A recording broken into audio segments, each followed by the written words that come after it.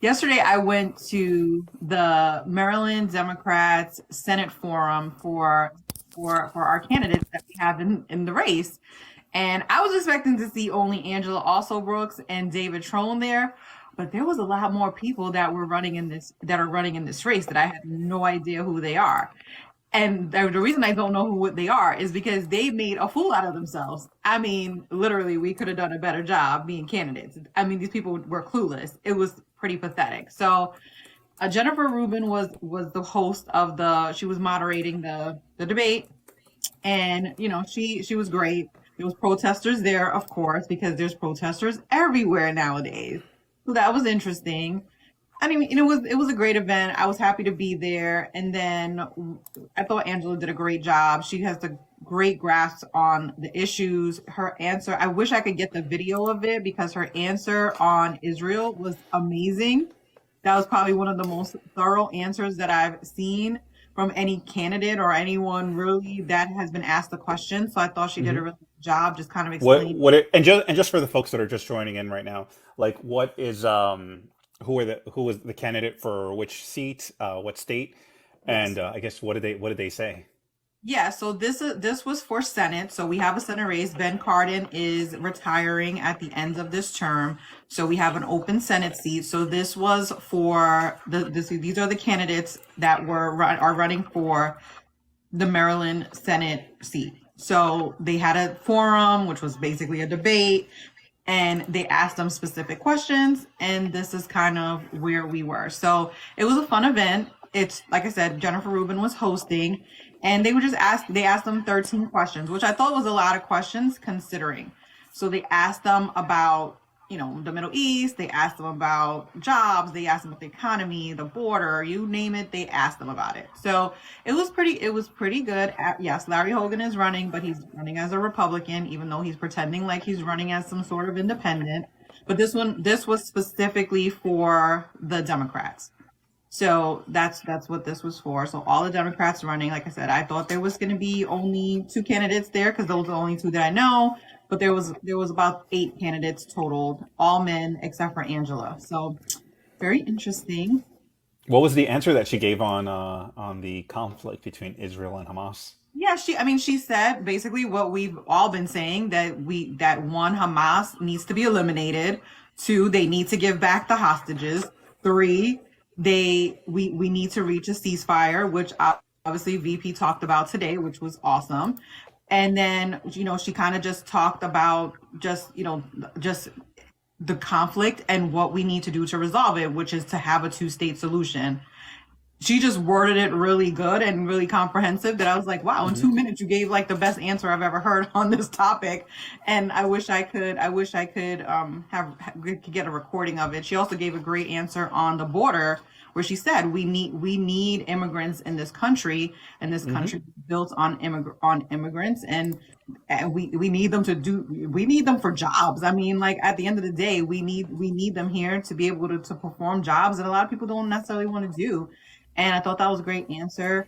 David Trone did try to come for her, which was interesting, and she got him good because he tried to. There was a question about the death penalty, and he was like, "Well, you supported the death penalty at one point," and she was like, "Well, I actually did support the death penalty because there was someone who got." I was trying. She was a prosecutor previously. She said I tried a case where a 3 and a 5-year old were executed, and at that point, Maryland had they didn't have restrictions on the death penalty, and she wanted to try this person and get them sentenced to, and after that obviously she tried them, they got found guilty, and she wanted to sentence them to death, but the law changed in the state, and so she ended up going with the what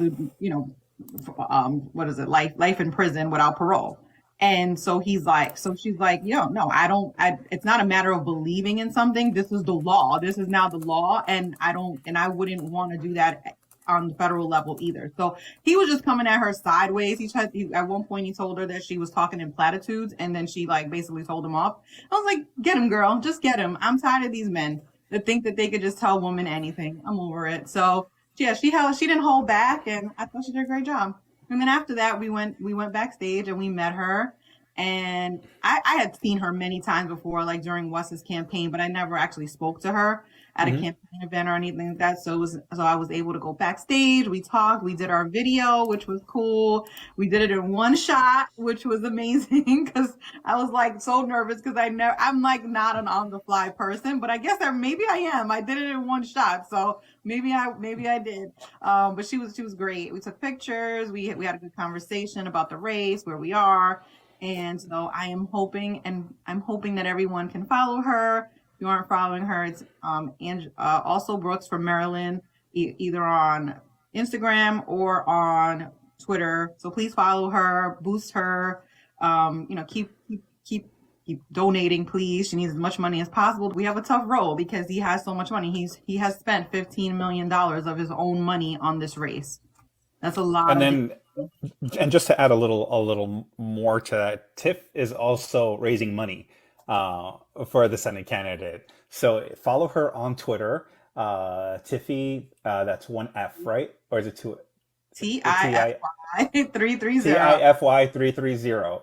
Follow her on Twitter, and make sure you donate to Angela's Senate bid, and do it through Tiffany's link. You should drop the link here. I have to find it. Maybe somebody can find it for me and drop it in the comments. I don't know how to do it. Kate, can you go ahead and do that? Just go to Tiffy's page and drop the link, please, and just let folks know to go ahead. Respect maybe, or someone else can go find it. Yeah, somebody please. And what was the goal on that? Is it 5,000 that you have going? 5,000. Yeah, we were close. So I think today we're up to 4,550. I think the last time I checked. So we're pretty close. Yeah, we've been raising money for a couple of months now. So I just kind of dropped off from we've done fundraising for so many candidates that I was like so tired of fundraising, but now it's like actually necessary. Because we're here to get our ads on TV, which I did see a couple today. And yeah, it's a lot going on. So it's heating up. Senate races are definitely heating up. We know we have the Senate race in your state this week, which shall be on Tuesday. I can't wait. I already filled out my ballot. Half naked. And yep. And I filled out a few other things while I was filling out my ballot. Someone accused me of stuffing my boxer briefs. In one of the MAGA comments, I'm like, no, I'm surprised that someone thought that, but I was flattered. Like, no, I'm endowed, sir. I have well endowed. I don't need to do all that. And by the way, Chris just mentioned in the comments that Rashida Tlaib is finally getting primaried. Saw that.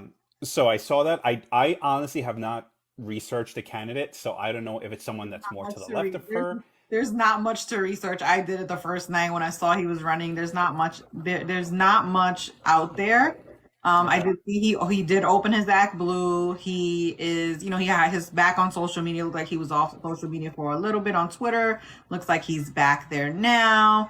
And so, yeah, I mean, he definitely is running. He looks like he's someone local to the area.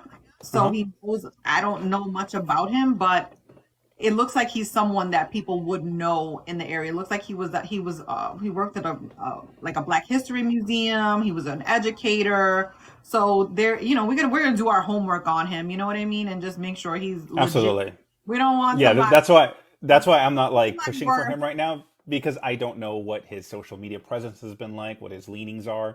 So I don't know if it's someone more to the left of Rashida or whatever, but yeah, hopefully it's a normie Democrat. That would be lovely.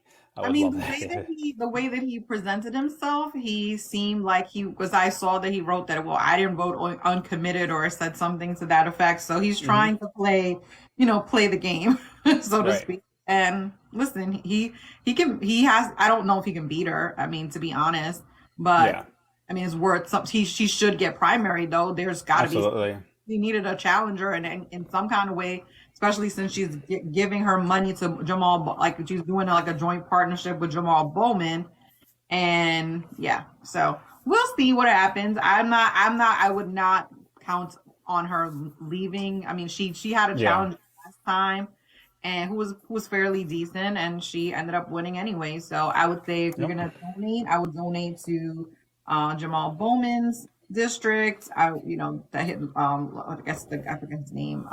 Latimer is running against him, Ilhan Omar has the challenger, so do that. Cory Bush most definitely is getting challenged by Hmm. her, by the guy that's running against her. So there's a couple of different seats. Like I said, I'm not Rashida. Rashida has kind of a lot, a lot going on in her, and she has $5 million, so it's not like she's broke, unlike Right. those other two or three. Got it.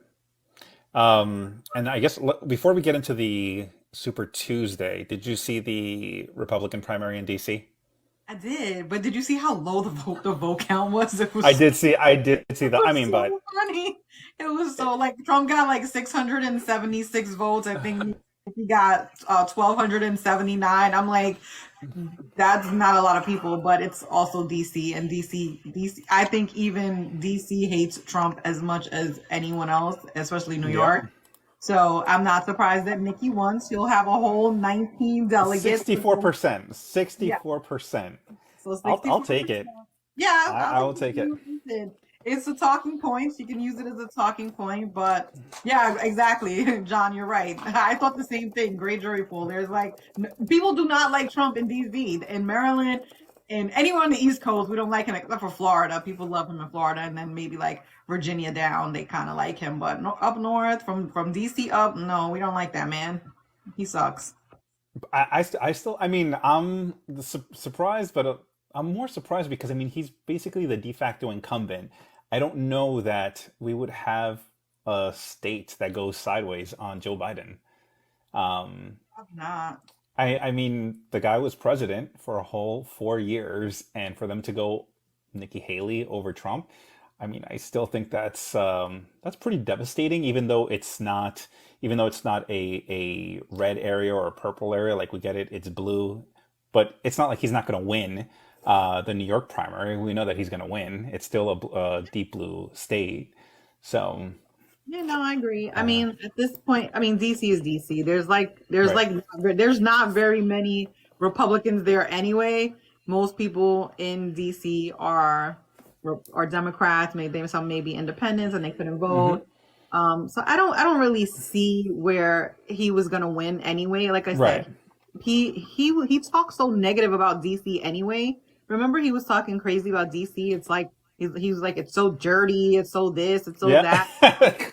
I mean, even Republicans are sick of him in that area. So yeah, I mean, Nikki's getting that never Trump vote, yeah. and there in certain pockets there are And people that and that are that's what I never wanted to Trump. talk about because so user 518-434-5250858 That's is a lot of saying numbers. that's Jesus. that's is saying Nikki is really irrelevant at this point. Yes, her candidacy is going nowhere fast. We get it. I totally understand. I think what's good to find out is what her candidacy serves as a gauge to see how much of that anti-Trump vote is out there, especially in the purple states, in the swing states. I think that's important because again, even though it's an open field primary, Trump already had the job, so he's basically the de facto incumbent for the Republicans. It's not a surprise. So the fact that there's still like 30 to 40% of people who are not voting for him, I mean that I think that's a fatally flawed candidate.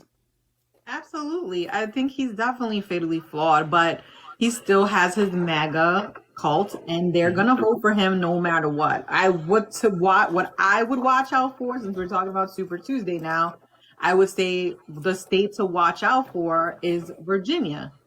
That is Yep. I believe Virginia is voting this Tuesday, or Yes. and they are there is a lot of people in northern What about Virginia. Colorado? I don't think Colorado's yet. I'm not No, sure. no, they're voting. They But are isn't up. that a purplish state too? It's up. Nah, Colorado is more bluish. Is it? Okay. It's more leaning blue these days. But I would say from just because of the proximity of Virginia to DC, kind of lends to kind of where we Hmm. are. And I would say I know Nikki did a huge event. She had a huge event in northern Virginia in Fairfax, I believe, the other day, where I was shocked that there was people were shocked that there was that many Republicans at her event. And she had a whole like room full of people. So I wouldn't be surprised if she comes in fair. I think polling had her like maybe 4 points or 5 points or something. It was close. with her and Trump. So she could come pretty close in Virginia, which would be interesting. She's still not winning anything, but Right. it would just kind of show how weak Trump is. And that's It would actually, expose him. It would it would absolutely, like, expose we know him, he's going to get the which is nomination. her We know goal, it. right? I mean, Right. that's her goal, is to expose him. So if she gets close in Virginia and the Never Trumpers are over him, that spells well for Biden, because those people will likely show up for Biden in November, like it's 2024 already. In November, they'll likely show up Right. because they are never Trumpers, and there's a lot of people who are never Trumpers saying this. Cassidy Hutchinson, all of these people that were once Trumpers, they know the risk. The people are seeing the risk. The man is insane. I mean, there's no other way to say it. He's freaking insane. He is. I mean, he's losing it. But just for context, on Super Tuesday, here are the states that are going to vote. It's Alabama, Alaska, Arkansas, California, Colorado, Maine, Massachusetts, Minnesota, North Carolina, Oklahoma, Tennessee, Texas, Utah, Vermont, Virginia, American Samoa. And on the Democratic side, they're going to take registered Democratic voters from overseas, from abroad, that are living abroad, and the Northern Mariana Islands. That's part of it. So 874 of the Republican Party's delegates, which is about 36% of the total delegates, are going to be awarded that night. The total that you need to win the Republican primary is 2,429. On the Democratic side, it's going to be roughly 30%. So yeah, it's 30% of the Democratic primary delegates are up for grabs on Super Tuesday, and it's not, Joe Biden is going to sweep. There's Yeah, no one even there's like, close. I mean, who is gonna get more votes? Dean Phillips or Marianne Williamson? That's the competition of where we're at right now. Exactly, Like, exactly. So loser or loser. we'll see. We'll see. I got to bring my ballots in. I'm probably going to do that tomorrow. I mean, I'm in California, so whatever. But still, I want to make sure. Oh, yeah, my boyfriend too. My boyfriend filled out his ballot, and yeah, gonna drop those off tomorrow. Yeah, and like I said, you guys some states have other races happening at the same time. So California has a ton of races that are, for the primary. Looks like North Carolina has races too. So a lot of states have other things going on other than just the president, which Yeah, is we have the Senate seat that Dianne Feinstein left behind after she passed away. So when you vote for a Senate candidate, you have to vote for them twice. You have to vote for the person that you want to complete Dianne Feinstein's term, and then the second vote goes to the person that you want to succeed Dianne Feinstein. That's yeah. So I basically had to vote for Adam Schiff twice.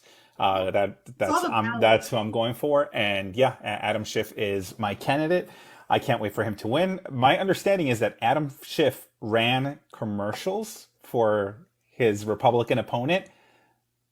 Yeah, Is that what happened? yeah, he spent $11 million to kind of showcase who Steve Garvey is, Right. and that pissed off Katie Porter Good. because Katie's like, you're spending money to show this man and kind of highlight who he is, even though I don't believe the ads are talking positive about Steve Garvey, Yeah. but they're just kind of highlighting who he is. And Katie Porter was hella mad. Yes, she was big mad. And that was funny to me because you know what? I said this last night. I said I call her Katie Karen. I said Katie Karen got Karen by Chad, which is Adam Schiff. Like she only got Karen out of this. And he doesn't care. Like he's like, you know what? You came for me. Like you came for me in that debate, which we all kind of laughed at because we were like, oh my God, why did she do that? And yeah, you played yourself She did. because now that man is like, yeah, well, you know what? Karma's a bitch. And guess what? You are going to suffer now. And she's on TV like upset about it. And she's all like in her feels. Like, girl, this is your own fault. Okay. I've been saying this for months.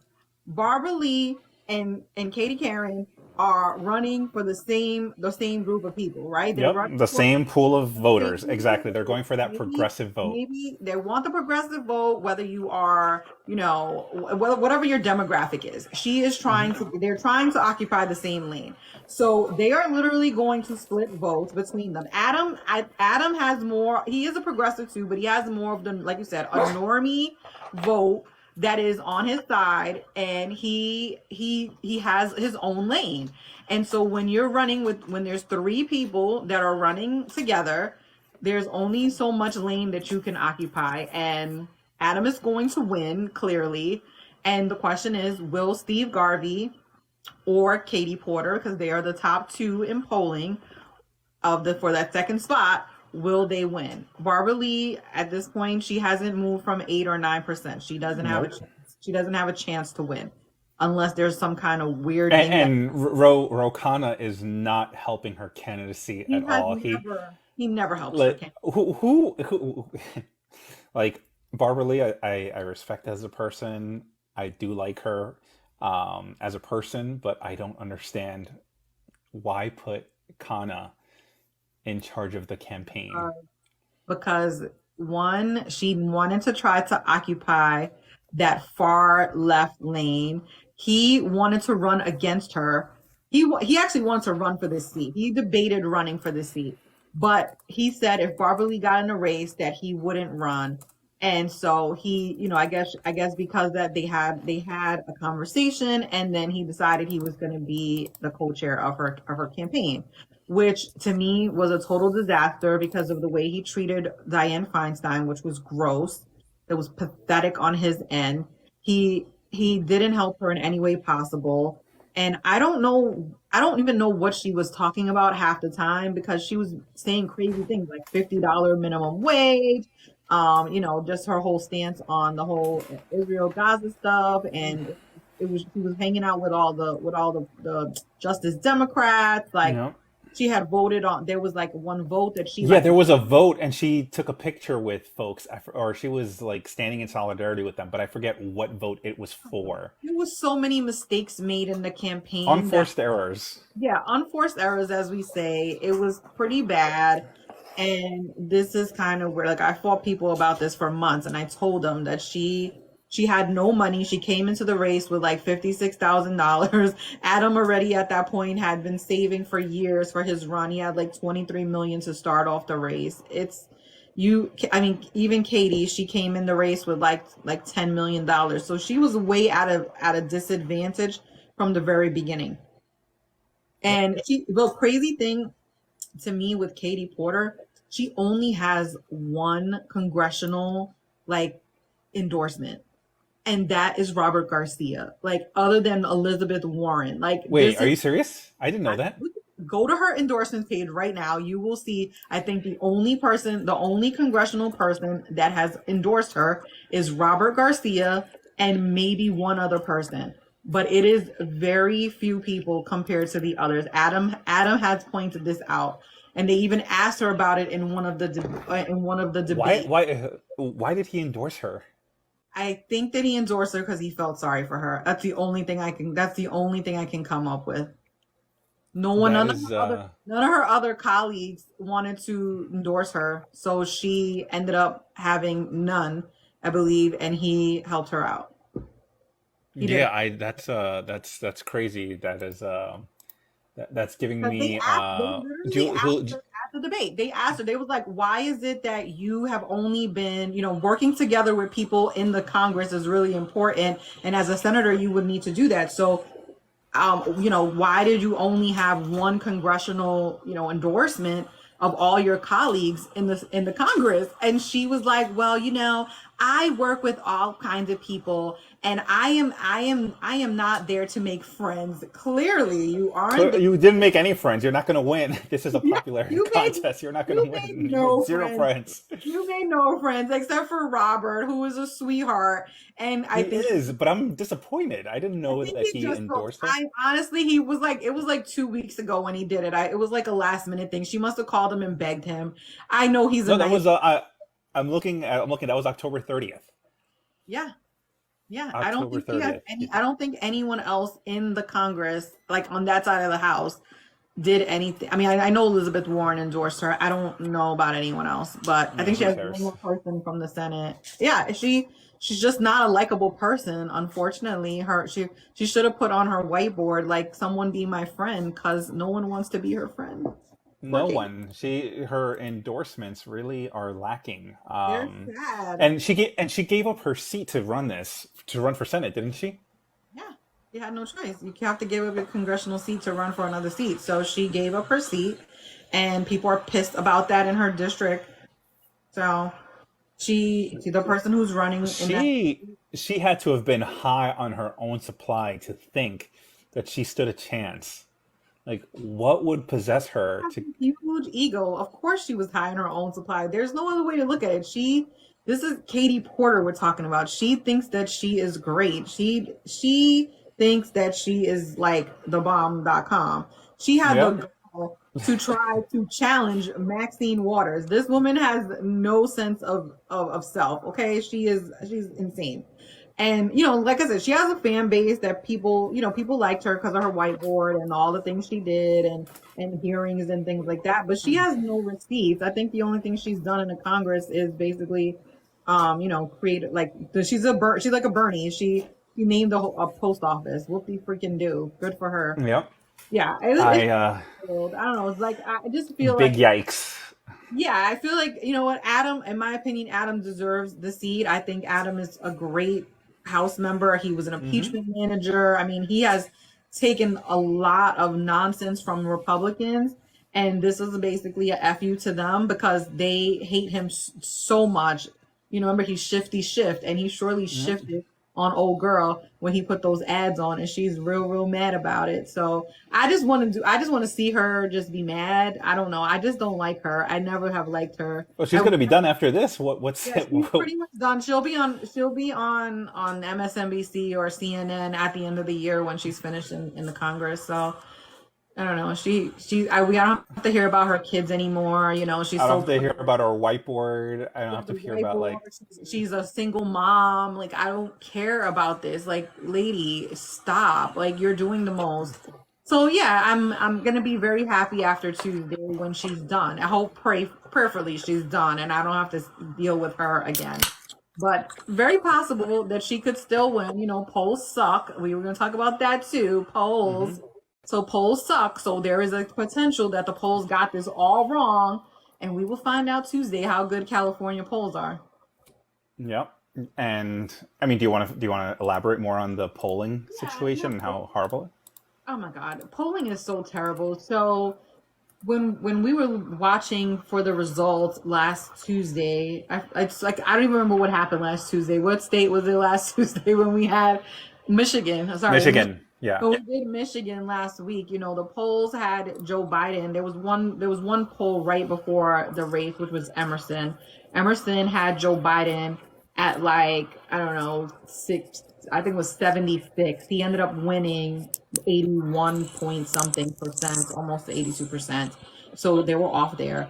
Trump, they had him at like, I don't know, like 70 something, 73%. And I think he ended up winning with like 62 or 63%. It was a big difference.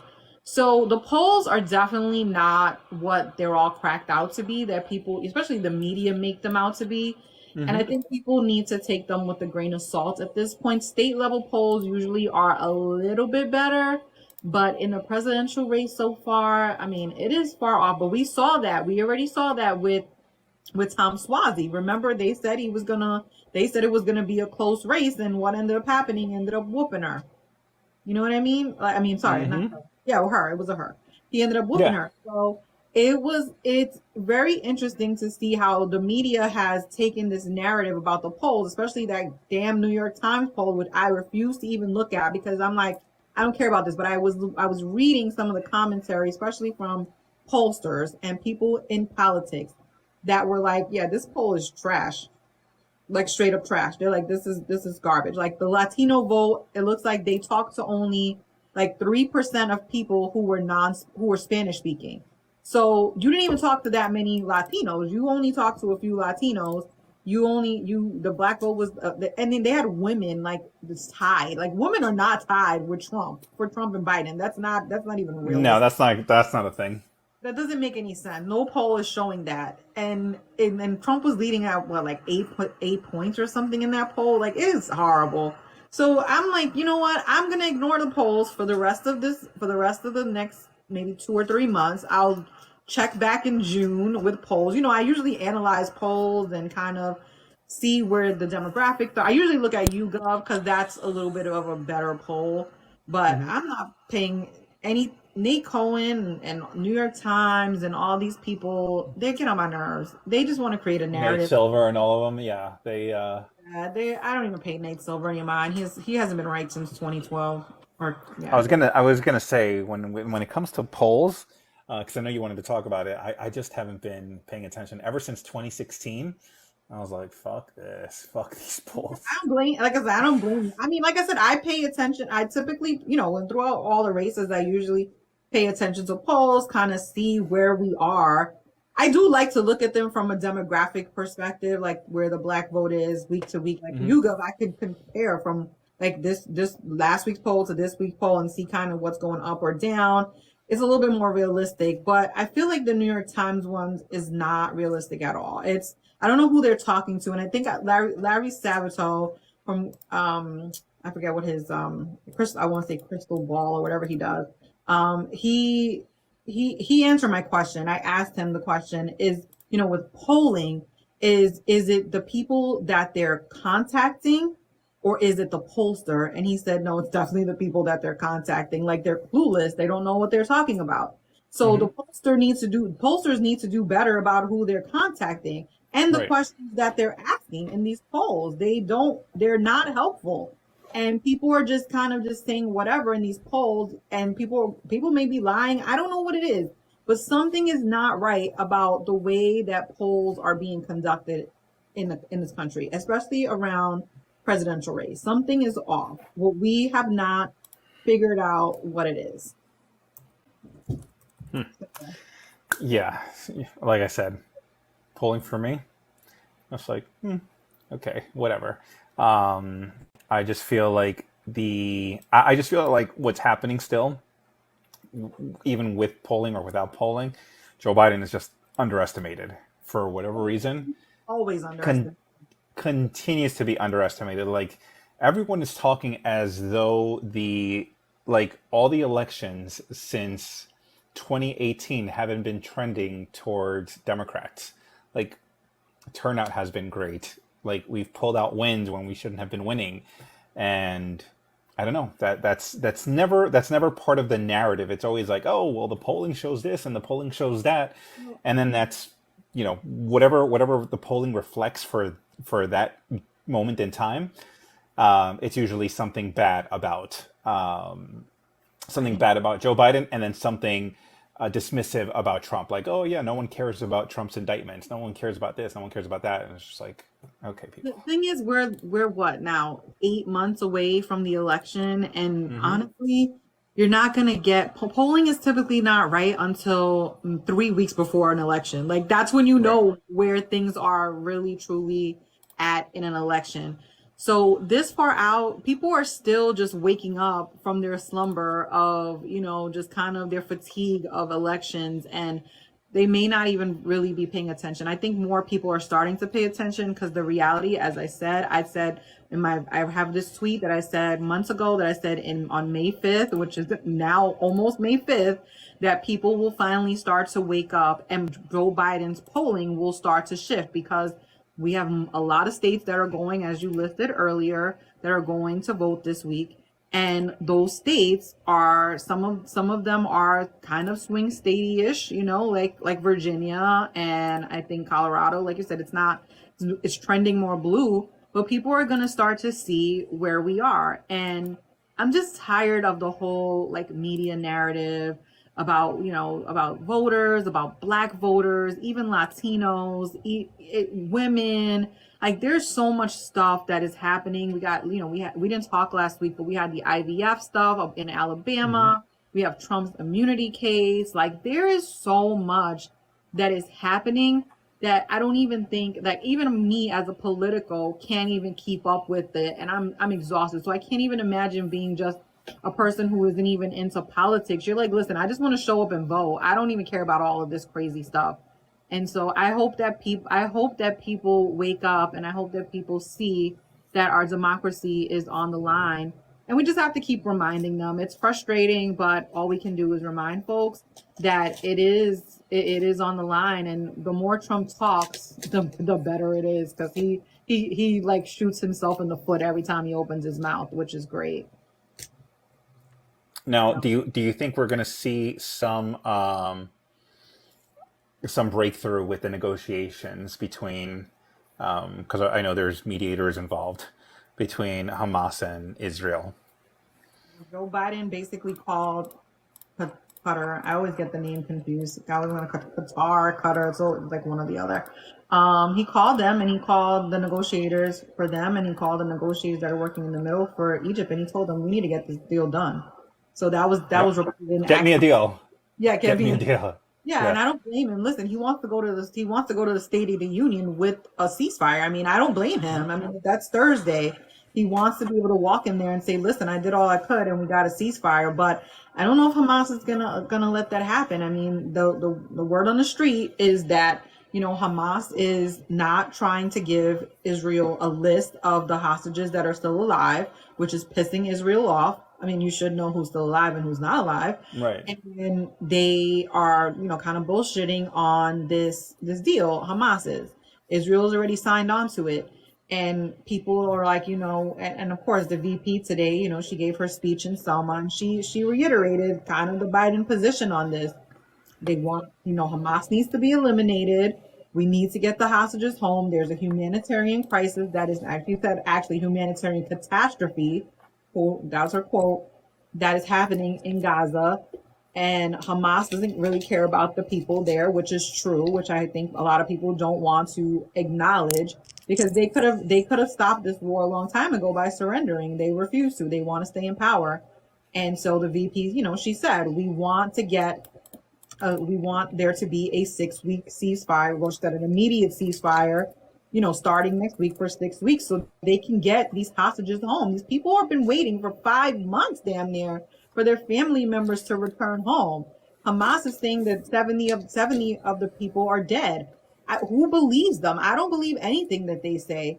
So I don't, and trust me, I don't trust everything that Israel says either. So we are in a place, and Joe is pissed off with Israel. But I hope that we can come to a deal. I mean, I'm tired. I can't, the suffering is a lot. It's a lot. And as much as I can't stand, Hamas and terrorism, I feel for the people of Palestine. How could you not feel for these people? You know what I mean? There's no way you cannot. So when people are on Twitter and they're saying you're evil, you're a Zionist, and all this stuff, I'm like, you don't even know how I feel about this. You're just going off of whatever emotion or whatever feeling you have, because I'm not saying what you want me to say about this situation.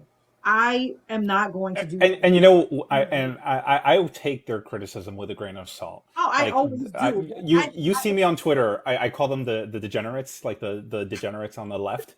Like I'm just so sick of them. I'm up to here with their BS, because one, they're not authentic in the empathy they claim to have for Palestine. They're not. Every election cycle, they pick up a new snappy slogan to toss around for engagements, for likes, for shares. And then come the next election cycle, they completely forget about it. Like whatever happened to defund the police? What happened to Medicare for all? Every single time there's something that they want to fight Democrats on. They never have that energy for Republicans. They only want to protest Democrats. They always say that they're not going to vote for Democrats. So it's just like, what are we supposed to do with you? You're saying you're not voting Democrats. You're not voting for Joe Biden, and you want us to listen to you, even though you really aren't strategizing in a way that makes it collaborative. So that way you guys can accept the fact that, hey, you know what? There's this whole other half of the Congress that we need to address. Like we can't go all the way towards the left. And the idea that, oh well, we want to make Joe Biden pay in the election for not listening to us. Okay, let's play that out. What'll happen? Donald Trump gets elected, the country moves further to the right. When you move further to the right, Democrats aren't going to move further left. That's not what's going to happen. They're going to move a little closer to the center to appeal those folks in the middle. Like, it's not going to work out the way you think it's going to work out. Did we not learn the lessons of 2016, No. where Bernie basically like stayed in the Democratic contest, even though he was mathematically eliminated like way back in April. He was mathematically eliminated then, but he wanted to stay in the race, even though it wasn't close, to basically move her to the left. And that was not a good thing going into the general election, because now she had moved away from the center, which is usually the position that she wants to take. Yeah, well, So I think these activists, I call them watermelon activists now. I don't, because they drive me crazy, so I have to come up with like names for them. The watermelon activists, I feel like they have moved me more to the center. Like, I'm not even a centrist, but they have shifted me so far to the right because of their stupidity. I am tired of them. They irk my goddamn nerves because they don't have common sense. And if there is one thing that drives me crazy is when people don't have common sense. So I just feel like y'all are not thinking strategically on how this works. Okay, there are people now, after VP gave her speech, they're like, well, we want a permanent ceasefire. I'm like, how do you get to a permanent ceasefire when Hamas doesn't even want to do temporary? Like, let's use common sense here. So you are willing to sacrifice people being starved to death, literally, so that you can say that you want a permanent ceasefire because you don't want a temporary one because there's only so you are willing to sacrifice people for 6 whole freaking weeks so that you could get the word permanent in there. Come on, guys. Like, this is is stupidity at its finest. I am a glass half full kind of girl. I want these people to be able to get food. I have always, since day one of this, been focused on getting aid into Gaza because I saw this coming a long time ago, and there was going to be a bottleneck. There was going to be issues. And yes, 6 weeks is 6 weeks, but 6 weeks is better than no weeks. And right now, these absolutely people, no weeks right now. They literally they could literally die. I saw a baby who died because they were malnourished. Come on, people, give them something. I am happy that I follow that guy Ahmad on Twitter. He is a Palestinian. He had like 31 of his family members who had died. He's been advocating for months for airdrops. And finally, the Biden administration agreed to do that. I was so happy. Not only, it was 38,000, but that was one day. So we can. That's one round. There's more coming. Is it a perfect thing? Absolutely not. But if 38,000 meals fell, that means 38,000 people might actually live. And that's just the first round. There's more coming. And they're thinking of doing things by sea. Like, there's got to be a better way. But to complain about 6 weeks, and like somebody says, 6 weeks is a whole 42 days. In 42 days, there could be tens of thousands of people more dead because they can't freaking eat. Exactly. And I think it's so funny that the degenerates on the left fringe, what they do is they're risking it all on other people's behalf because they don't experience any of that. Right. Like they're just like, it's privilege in America eating food every fucking day. Yep, just risking it all on other people's behalf. I just think that's that's the height of privilege. It's just really it's disgusting, to be honest. I mean, and then you have them highlighting that dude who basically flambéed himself, dishonored the uniform, dishonored the country, and they're propping him up, and I don't understand it. The guy disgraced his uniform. He's a traitor to his country, and I don't get it. It's like a sick mentality. It is a sick mentality, and you and I had that conversation during the week. We were texting each other about this kid, and he's not a kid, but he's 25 years old, and everything that I've seen so far about this guy, pissed me off even more because he was definitely radicalized online. He became he was in the military. Let's go from the beginning. He grew up in like a compound, a Christian Mm-hmm. compound. He then joined the military. He is in the military. George Floyd, the whole George Floyd thing happens. He now becomes like some kind of activist online, who then turns into an anarchist. Who I love when the friend said that he knows he has his white privilege, and then I start seeing all this Reddit stuff. I'm like, once I read that, I was like, oh, he thinks he's a white savior, Yeah. and then I read about his Reddit, where his Reddit is talking about, the colonizers and all this other stuff. And I'm like, Lord have mercy. This guy was brainwashed with all this nonsense. And he thought he was going to help the brown people in Gaza. Only thing that has happened since he's been dead is other white leftists are praising him, and Cornel West and some Palestinians, American Palestinians, are like, yeah, go, you're a hero, you're a martyr. Great. Now you have a white savior who's this dead kid. Like, Yeah. it doesn't make any sense to me. I was so frustrated when I read that story and everything. And I felt for his family, because I'm like, my daughter's going to be 25. They're same age basically. And I'm like, this kid literally set himself on fire in thinking that he was going to get something out of this. But in the end, nothing was achieved.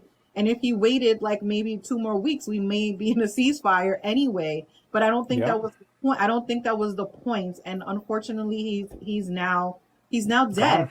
Yeah. And he's gone, and there's no way to bring his life back. And he died for a cause that people in Gaza aren't even burning themselves. I mean, come Nope. on. This doesn't make I any was just about to say that even people there who are going through really like horrible circumstances and a lot of unimaginable suffering aren't even doing that to themselves. So, I mean, this guy was just, yeah. Yeah, it's I just, like I said, I just want this conflict to kind of I mean, of course, I hate terrorists. I cannot stand terrorists. I have dealt with terrorist attack. I don't want these people to survive. I don't know what the solution is, but people starving is not the solution. People dying is not the Right. solution. There's got to be a better way. And I don't know how to solve the problem. And I don't think Biden knows how to solve the problem. I don't think Israel knows how to solve the problem. I don't think Hamas wants to solve the problem. So we are just stuck, and the whole world wants this to kind of come to an end. And unfortunately, we don't know how to end it in the proper way, other than trying to have a ceasefire for a short period of time, so calmer heads can cool down, the bombing can stop, the fighting can stop, and people can get some aid in there. That is all we can do. And hopefully, smarter people, way smarter than me, will come up with a solution to make this a better situation than what it currently is. And I hope that Right. they come to this solution this week, and we are in a better place, and we can find some kind of way to solve this problem, because it's not And getting better, it's only getting worse. I know that Joe Biden has to choose from a set of poor choices. Basically, he has to choose whatever the best outcome is going to be from a series of bad choices. It is what it is. But I think what's interesting is that Donald Trump is basically flying under the radar. He's flying under the radar with the media on this. He's not giving us a clear position on what he would Asking him do. the question. They would have not asked him the question, Jose. No, the leftists on the degenerates on the fringe left aren't even protesting him, knowing full well that he is a right-wing authoritarian who would fully support another right-wing authoritarian. Like, where is the energy to protest Republicans? So I think, Donald Trump is just getting a complete pass on this, Yeah, and which is what pisses unfortunate. me off about this, Jose, is that they act like for 4 years Donald Trump did not give the Israelis their weapons. I mean, it's in the memorandum. He gave them freaking weapons, but it's Biden's fault because he gave them weapons. Like, you think they don't still have a stockpile from when Trump was in office? Come on, guys. Right. again, common sense here. Common sense will tell you that they still did and And we still didn't give it to them. We it was sold to them. I they'll mean, so well. Some of it we just give them our old stuff. Like we have old oh yeah, stuff, yeah. and we give them their stuff as part of their like yearly allotment. But there's things that Biden has done. They have to actually sign off now based on this memorandum change that they did on February 9th. They actually have to sign a letter of intent of and say that they are not going to use these bombs or whatever we're going to give them in Right. an improper way. I mean, this was something that Biden changed in that memorandum that was a positive thing. Do you think that anyone cared about that? No. Absolutely not. Like it is. No, and actually they'll get mad about it. They'll say they want progress on something. When Joe Biden makes progress on something, he announced he announced that a ceasefire was coming. The leftists were mad. They're like, oh, it's too late for that. He announced that there were going to be airdrops coming of aid. Oh no, well, 38,000. It's just like, okay, well, there's 2 million people. Do you think there's going to be 2 million pieces of like equipment on there on one plane? It literally says it's the first round. So Right. They're never satisfied. That's the problem. These people are never satisfied. Nothing is ever good enough. And we are dealing with the Trump of Israel with Bibi Netanyahu, which I freaking cannot stand. I cannot stand that man. I have never liked that man. And Joe Biden has to deal with him. He knows who he's dealing with. I don't think there's anyone else that could possibly deal with him at this point. Trump would just be like, dude, do whatever you want to do. We've seen Trump do it exactly. when they moved the capital to Jerusalem. We've Hmm. seen this when they were trying to negotiate a two-state solution. You think that Trump included Palestinians? Absolutely not. He worked that out with Bibi. That's why it didn't go anywhere. I mean, there's a lot of things that Trump, like you said, he's flying under the radar in this. It's pissing me off, and the man can't even speak, and people are complaining about Joe Biden being old. Trump is conking out literally on stage. What the Yep. hell? He can't pronounce words. He forgets that Obama isn't the president. He's taking credit for things that Obama did, and he's crediting himself. And it's just like, okay, sir, you are not well. Yeah, he's not well at all. Yesterday he was, like you said, he was talking about, supposedly talking about Biden, but he was mentioning Obama. He was talking and you couldn't even understand any of the words that he was saying. It like slurred, and then at one point he was talking, he conked out, and then he did a Mitch McConnell for like 2 seconds. It wasn't as long, but it was like, dude, what in the hell? Why is the media not focused on this man's health? He is not well. But they're focusing on Biden and his every little move, every little word that he says. I'm telling you, they're going to be insufferable with the State of the Union. Biden will mix up a word and they will be like, "Oh my God, he's old." Like they're going to do the most, and I'm going to lose my damn mind. And I got to tell you, when you're in the military and you're going to get like a top secret clearance, you better have your shit in order because you can't be leveraged. That's what they're looking out for. If you're given that type of clearance. How is it that Donald Trump is going to possibly have the ability to be president? He owes all these hundreds of millions of dollars. He can easily be leveraged. How does he get that clearance? It doesn't make sense to me. Yeah. First of all, he couldn't even pay his bills. He couldn't even pay the what was it, the appeal, Hmm. the bond or whatever last week. The man is broke. He's probably broker than he said he was. Remember, he said he had 400 million. In I don't. cash, yeah. He could barely pay 100 million. He was begging the judge to pay the 100 million. Like something is not right. I mean, everything that Hmm. Trump says is a lie. So you gotta kind of just take everything with a grain of salt. But I don't think he has the 400 million. And yeah, I don't understand. The media is so complicit in this whole situation, just like they were in 2016, just like they have been for the last couple of years. In 2020, they were no better. We were in COVID, so they kind of had something else to focus on. But right now, they don't have anything to focus on other than Biden is old. And now they're gonna go at Kamala. I already know that they're gonna try to come for Kamala. I already saw Yep. that stupid Jonathan Martin or whatever. No, I think it's Jonathan Martin, that asshole. He was trying to come for her this evening. He won't even refer to her as vice president, like in a formal way. Like, come on, dude. Like, I really cannot stomach to watch the news at this point because the people on there are exhausting. Like, they don't even understand the issues in a clear way, and they're so focused on negativity, except for Lawrence. Lawrence is the gem. He is the best on MSNBC. Stephanie sometimes is fine, but I don't even watch CNN. They get on my nerves. But it's like, I don't know how a normal person can stomach. My dad watches MSNBC all damn day, and he's always yelling Yeah, at that's people. what I do too. I leave He it on all yells damn at the day. TV all day long. I'm like, I can't do that. I used to do it. I can't do it anymore. I'm tired. Oh, actually, you know what? We can address something on here. I can't pin the comment because of the way the format is, but Wasted Life on Love said something like, MAGA doesn't want open borders. We haven't And even talked about that yet. we haven't talked about that yet, but I mean we can. I mean, do you want to talk about it? I can talk about it. I love talking about it. It's one of my Favorite favorite things. subject. So go for it. I have my thoughts on it, but go ahead. All right. So yes, MAGA is now the Open Borders Party, and we know that because we had the most conservative senator, James Langford, who was assigned to be the key negotiator in the to give us basically the most comprehensive border security bill that we've had in a generation. James Langford, again, a MAGA guy, basically said, not basically, he actually said, you know what, this is what we wanted to pass when Trump was president, but we couldn't, even though we had the Senate and the House and the presidency. We couldn't get it done.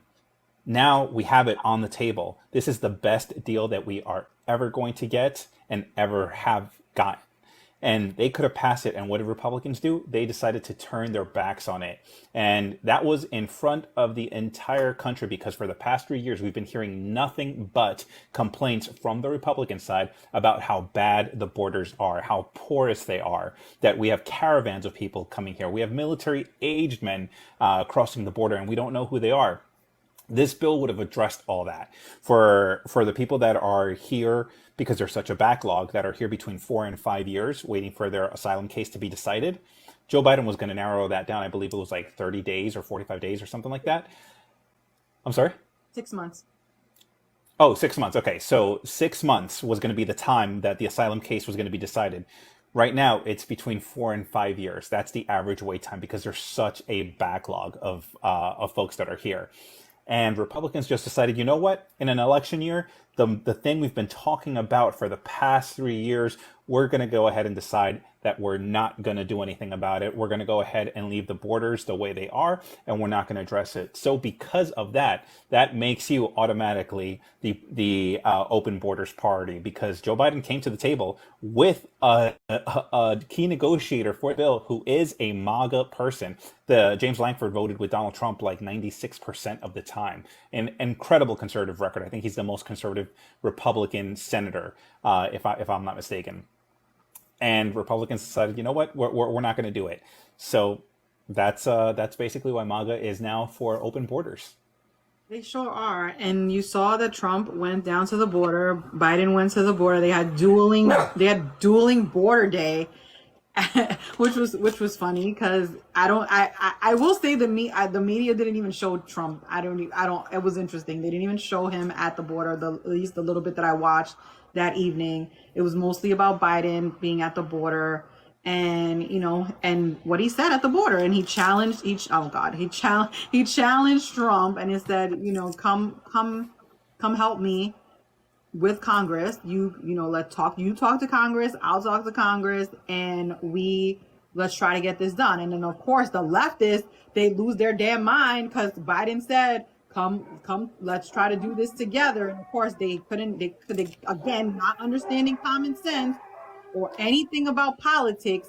They're like, how could Biden want to work with him? Julian Castro, that dodo brain, he makes this tweet, and I had to go debunk that crap on Friday morning. I'm like, dude, do you not know how to read? Like, I'm over this. Like, this is stupid. You made people believe that Biden wants to work on a border bill with Trump. The border bill is already freaking created. He's telling him to do his damn job, and since he killed the bill, now go talk to your people and let's try to get this done. Of course the bill is not going to get paid. Do y'all not understand what it means to call someone's bluff? Jesus, y'all are the worst poker players to ever be. Leftists can never play poker because they don't even understand how this works. And I'm so tired of them trying to like make something out of nothing. Chill the hell out. Okay, Biden is playing a game right now. He's playing it with Trump and he's trying to bait Trump into saying something stupid on the border. I actually read this article on the border and what Trump wants to do, and I was dumbfounded. I was like, oh my God, this shit. Sorry. Before you continue, James Lankford, again, the key negotiator from the bill, he even said that the things that Donald Trump wants to do with the border are never going to happen. It's never going to, like, this is not a Democrat saying it. This is a MAGA right-wing Republican fully realizing that the things that Donald Trump wants to do are so extreme that it's never going to pass either chamber, and it's never going to make it to the president's desk. It's just not. Sorry, Tiff. Yeah. I mean, some of these things that he wants to see, the things that I was reading, he wants to send, he wants to people that are here, like for humanitarian reasons, he wants to kick them out the country. No, it doesn't matter. He just wants to kick them out of the country. He wants to end birthright citizenship. So the way he's going to do it is he's going to stop them from getting social security cards, passports, none of that. You won't be able to get any of that. So if you're born here to a parent who's undocumented, oh, well, you're not getting your social security. I mean, these are things that he wants. The other thing was the Palestinian, like anyone that's Palestinian or trying to help with these protests, he's kicking them out of this country. He wants to make migrant camps, which just sounds horrific. I just was reading this New York Times article, and I don't know if anybody else has read it. It was from November. I couldn't believe what I was reading. I was like, and Stephen Miller, that piece of shit, says that they're going to try to go through this without doing any kind of legislation. They're going to try to do this all by executive order. And basically the article says if they do it, it likely wouldn't be stopped anyway. Everything would have to go through the courts. So they're going to jam the courts with all of these cases that, people are going to start, immigration lawyers are going to end up spending tons of money to fight these cases in federal court. And this is how they're going to tie up the system. In the meantime, they're going to let their policies go through. Like, it is very nefarious what they're trying to do or what they're trying to sell to people. It is pure xenophobia. And I don't understand how Latinos, Black people, anyone who knows someone who's an immigrant can agree to these kinds of things. It is horrific, the proposals that Trump has put forth, and it's not like it's a secret. Okay, these are not secretive plans. He's saying it out loud. Stephen Miller is saying it out loud. So anyone who's like, "Oh, we didn't know this was going to happen," no, he's telling you it's going to happen. You're not paying attention because you're too busy worrying about Biden being fucking old. Like, shut up. And Skip in the comments mentioned something like, "Oh, the Remain in Mexico policy worked." The Remain in Mexico policy, the only people that the amount of people that it got that removed from the country totaled 5,600. 5,600 people. That is not all. That's a drop in the bucket. If we're talking about between 3,000 to 10,000 people coming over daily, 5,600 since the policy was since that executive order went through is nothing. So 5,600 is not doing anything. Not to mention that Donald Trump is actually removing more. Joe Biden is actually removing more people from the country than Donald Trump has. And when Donald Trump was president, during the last year of Donald Trump's presidency is when we started seeing record-breaking numbers of folks crossing the border. Not only that, Jose, Donald Trump doesn't have any precedent anymore because Joe Biden already took this to the Supreme Court that stay in Mexico, and the Supreme Court told them that they agreed with the Biden administration that it Right. needs to end. So Trump will try to put it back in place, and I don't see how that's going to happen. Not to mention, Mexico has its own problems, and yeah, Mexico should kind of stop some of these people before they get to the border. But the problem is we have asylum laws in place. There's once they get to the border, we have to follow our laws. These people, and we Right. don't have enough judges, we don't have enough security, we don't have enough anything. Why? Because Congress does not want to fund the border. They are causing this problem. If you care about people crossing over into the border illegally, as they would say, I don't agree with that word, or I would say undocumented.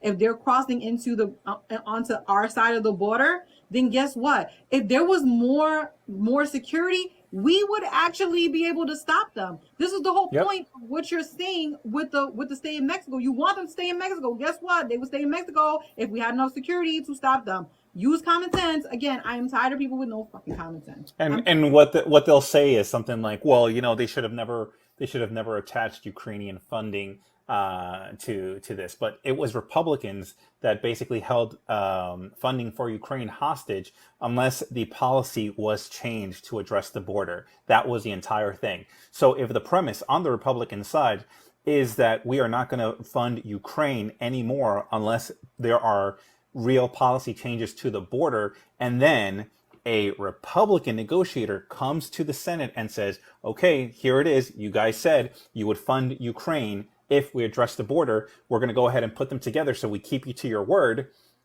Now they're walking away from it. So again, what ended up happening here, because I know a lot of folks on the very, very left fringe were upset with Joe Biden because they were basically saying, oh, well, there's no difference between Donald Trump and Joe Biden because they're doing the same policy. And it's like, no, that's not what happened. What ended up happening is that Joe Biden said, okay, you know what? I'm going to go ahead and give you everything you're asking for. Now what? What ended up happening was that he called their bluff. He called their bluff, and they walked away from the table. And they're like, "Oh no, we don't want the thing that we have been asking for the past 3 years." They never wanted it. They never wanted it from the beginning. It is a talking point. That's It all they exposed want. them Yeah, 100%. he exposed them, and he keeps exposing them. And he's gonna expose them again on Thursday at the State of the Union, and they're gonna boo, and it's gonna be a whole hot mess. But this is what they get because they do not care about the border. They No, care. Like I said, they do immigration demonization. They're trying to make immigration a bad policy. It is not a bad policy to have immigrants in this country. These people work, okay? I would want more immigrants in this country to help do the jobs that need to be done. We have a freaking worker shortage. Not to mention, you have people who are still undocumented, who have been in this country for many, many years, who have been waiting for, their green card or whatever it's called now. And I don't even think it's called. What are they called now? It's not called the green card. I'm sorry, I'm old. But I'm residence your card. residency. Yeah, Residence, yeah. I mean, I am just tired. Like I said, I am very frustrated with the stupidity of people who cannot think outside of the box, cannot understand what is happening in this country. They just want to demonize people, and it's the same bullshit all over again. It's like the purity of Republicans have their own purity, and the leftists have their own purity, and then all of us who are stuck in the middle are like, what the entire hell? exactly. And It's I think like, strategic, and even if, whatever side of the issue you're on, like, whether you want immigrants here or whether you don't want them here, from a strategic standpoint, I don't understand what the hell Republicans were doing because they had the opportunity to basically promote this or market this moment as saying, look, this is what we did. We told Joe Biden we were not going to fund Ukraine unless policy changes happened at the border. Guess what? Now policy changes are happening at the border. Joe Biden gave us everything we wanted when Donald Trump was president. So Joe Biden agrees that this set of laws, that this policy change that Donald Trump wanted is a good thing. And we basically held it hostage. We won, checkmate, we checked Joe. That's how they could have positioned it. And instead, they took Donald Trump's advice to walk away from it. And that exposes all of them. Whatever people, if there are senators from purple states, if there are House members from purple districts, I mean, they're pretty much all vulnerable now because they walked away from this moment where they could have really had a win in their favor. Even though it would have been Joe Biden that signed it into law, but Republicans could have said, you know what, we're the ones that spearheaded this. Well, Republicans are never great. They're not that great at strategy. They're great at obstruction. Like that's what they're good at. So this is what they obstructed themselves literally on this. I mean, they really Right. did. They obstructed themselves into having a win, and that's what they're good at. So And they're for just what? For what? To listen because to a guy that's been twice indicted right. and Because Trump told them I to. mean, four times. I'm sorry, indicted 4 times and was twice impeached. That's all they care about. I mean, Trump runs the party. He will have his hands in the RNC very shortly. I mean, Rona has resigned. Been given the boot. She's gone, and now he's gonna have Laura and some other dude probably in there, and it's so stupid. It's like what has Republican? I would really love people to tell me what have the Republicans accomplished since they've been in power. Like they got the House back in January of last year. It has been a bunch of months now, what, 14, 15 months now, and they have done absolutely nothing. No, they have 2 speakers. They've wasted more time on getting speakers than anything else. Like it's so stupid. And they made a deal about, and let's talk about this because we were very close to a shutdown, right? We were very close to a shutdown on Friday. Speaking of ineffective House, we were very close to a shutdown on Friday, and then at the last minute they did like some last ditch effort, and now we are still in the process. I saw earlier that they finally have started to work on the appropriations bills. Guys, you've had those appropriations bills for months. What the hell are y'all doing? Y'all are too busy trying to freaking impeach Mayorkas, who's still in office. Waste of time. You're doing all of these ridiculous things on the floor, which make no sense. And the rest of us, like I said, the people in the middle who want stuff to get done are just sitting here just looking like we have an incompetent government right now. And it's because of Republicans. They cannot work. They don't want to work. The Senate side is a little bit better. Mitch McConnell is now retiring from being the majority leader.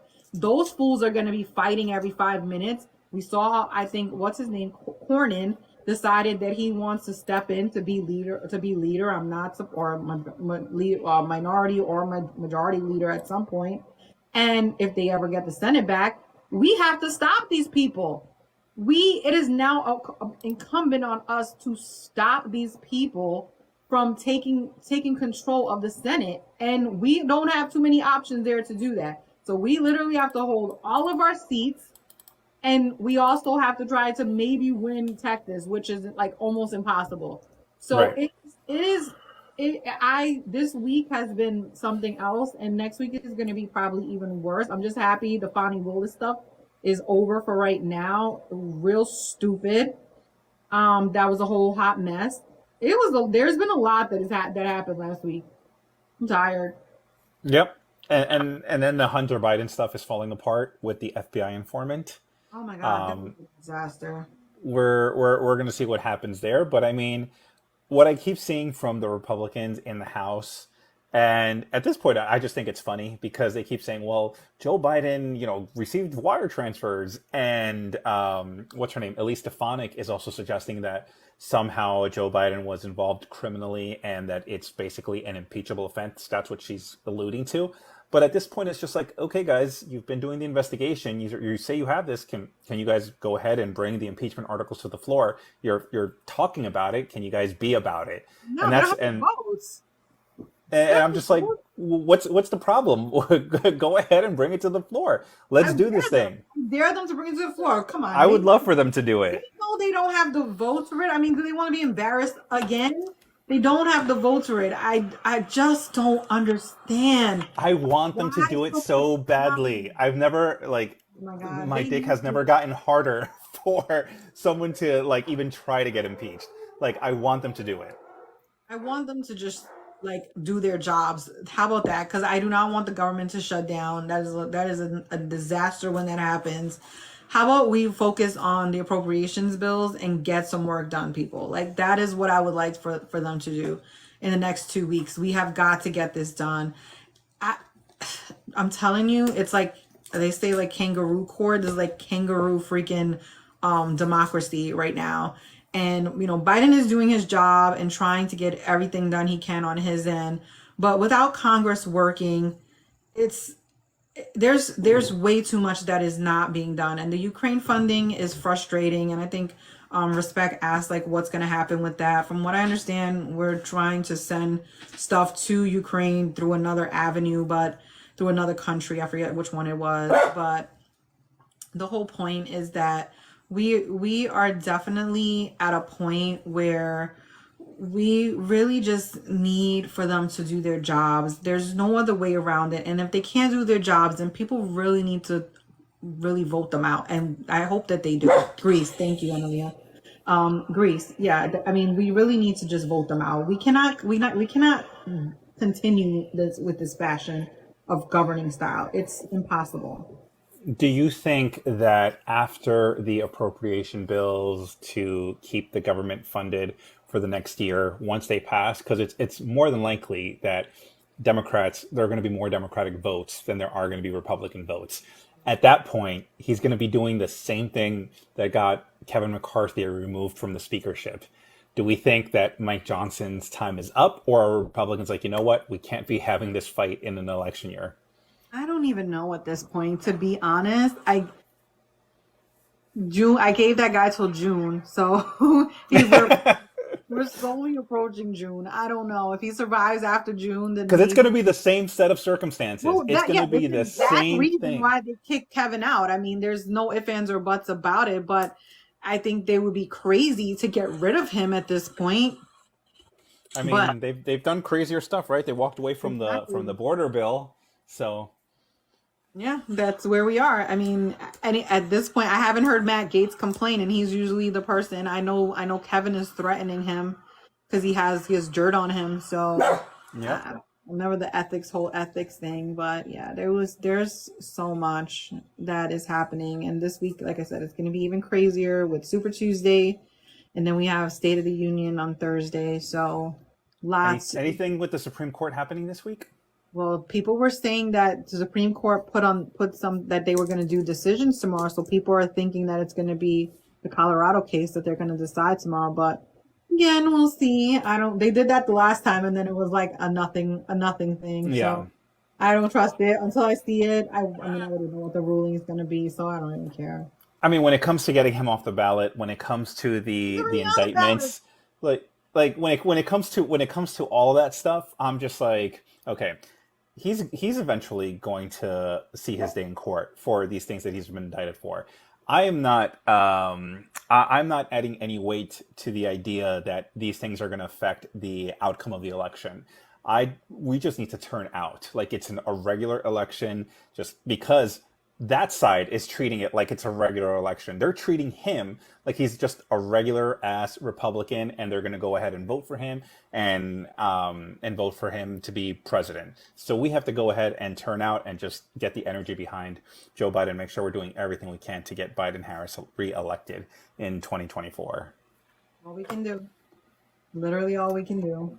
I mean, we try our best. We can only do but so much. So we just need everyone else to help out, pitch in, and spread the message that, we have a lot of races that need to be won in 2024. And this is 2024. We have months left to go. So, Yep. yeah, get out the vote, talk to your families, talk to your friends, kind of encourage people to focus on this election because it's only a couple months away, and I know I'm trying to do everything that I can in my state. I know you're trying to do everything you can in yours, and there's going to be opportunities for phone banks and tech banks and canvassing. So I hope people I love going to events. Like I said, in the beginning we went to an event yesterday for my state, for my Senate race that's happening here. It was great. I hope that the person that I was, there to see, which was Angela Also Brooks, wins her election. come May. Our primaries in May, and I hope that I hope that people will wake up, because even people in this state, as people think, Maryland is a very liberal state in many ways, but it can be conservative in ways too. I mean, we had Larry Hogan as our governor. So if people don't show up to vote, obviously we can elect somebody who is a Republican, and that would be devastating to, I would literally cry. But I don't think Larry Hogan will win, but I do not want to have Tron be our senator. I would much rather Angela Alsobrooks. She's just a way better candidate than him. So I am crossing my fingers, sharing the information, and I hope others will do the same. Follow me here, kind of just retweet or repost that video that I posted with me and her, and the same thing for everyone that's on Twitter. And keep showing her off. I'm not the only one that can do it, so other people can do too. Find out information, share her post as well.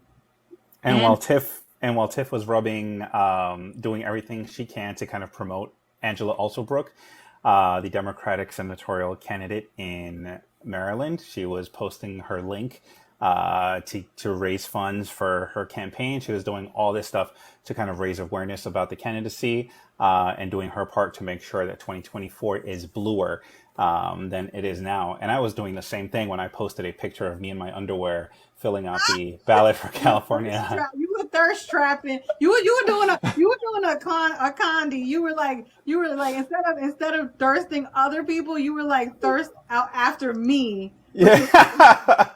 That was funny. You should have put a link to a Joe Biden link in there. I will for the next one. I'm going to, because I have the Fenty underwear that's see through like this. So I'm gonna post that. By the way, for anyone that's listening, what we're talking about is, if you're not following me on Twitter, follow me on Twitter. It's at Jose Can You See with no underscore, so it's just Jose Can You See on Twitter.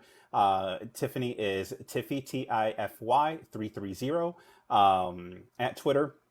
But what we're talking about is that yesterday I was filling out my primary ballot for California, and I took a picture of myself in my underwear filling out the ballot. So I got a little bit of attention from it. It was interesting for sure, but yeah, I do like stuff like that all the time, like in my underwear. You love it, and this mustache is killing me. I don't know what's happening to this one. This mustache is killing me. But yeah, the picture was the man today, that Mike guy who was like that Republican. I was laughing at him because I'm like, dude, you could have just scrolled by. You like this man, and that's the only reason you're so yeah, let's give the context here. So there was a Republican Ohio. There was a Republican who was a candidate who was running in the primary for the Ohio senator seat, the U.S. Senate seat that what's his face took. What's his name? J.D. Vance. Yeah, the one that J.D. Vance occupies. So in the primary, there was this Republican candidate. He's the one that saw the picture of me in my underwear, and he quote tweeted it, and he wrote something on it that was kind of disparaging. Yeah. And so I'm like, okay, you know what, dude? Like, this is your result in the primary. If you paid more attention to your campaign, maybe you would have done better instead of paying attention to half-naked guys on Twitter. And I just thought that was really funny. But I can't believe that a Republican senatorial candidate decided to talk about me in a picture in my underwear. I'm like, dude, just admit that he's hot. Like, I was like, God will forgive you. Like, God will forgive you if you think that he's hot. Like, I'm married and I think he's hot, and I know Thank you. Like, that's never gonna happen. But I can still admire the fact that he's hot. Like, come on, like, dude, just admit it. He never responded to me because he knows it was true. It was funny. I'm just like, wow. And all the Republicans the MAGA folk were just like really weird. I mean, because it was, it wasn't like a revealing picture or anything like that. It wasn't like very, it was just me in my underwear, like in like compression shorts, basically. Like, I was shirtless. Just that was it. It was just like very much like, that. But they lost their minds. It was definitely giving thirst, but it is Jose, and I love when people are like, Jose, you're thirst trapping. He's like, no, I'm not. I just want people to vote, and we're like, yeah, whatever, Jose, whatever. It is so funny, but listen, we all have our ways to connect with people. Jose has his gym pictures, his football pictures, and he also has great receipts and wonderful things to say on Twitter. But I am definitely the opposite.